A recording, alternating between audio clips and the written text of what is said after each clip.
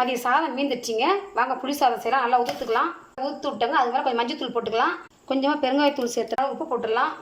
ஒரு எலுமிச்சை அவ்வளோ சைஸுக்கு நல்லா புளி கரைச்சி நல்லா கெட்டியாக எடுத்து வச்சுருக்காங்க. இப்போ நல்லா இது வடிகட்டி எடுத்துக்கலாம். அதில் புளி நல்லா கட்டியாக கரைச்சி விட்டு நல்லா சாதம் உதிர் உதிராக வர மாதிரி பெசரி வைக்கணுங்க. இப்போ புளி கரைச்சலாம் விட்டாச்சுங்க. நல்லா சாதம் நல்லா உதிர் உதிராக வர மாதிரி நல்லா கலந்து வச்சிடலாம். இந்த மாதிரி நல்லா கலந்து வச்சுட்டோங்க. நைட் நான் ஊற வைக்கிறேன். புளி ஊற்றி அப்படியே மூடி வச்சிடலாம். காலையில் தாளிக்கலாம். இப்படியே மூடி வச்சிடறாங்க. காலையில் எடுத்து பார்க்குறாங்க.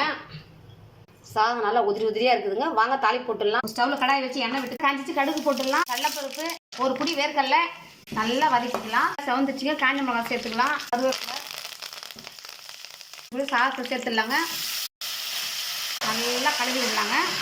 நல்லா இந்த மாதிரி கலரி விடுங்க. நல்லா சூடு ஏறட்டோங்க. நல்லா வதங்கி வரட்டும்.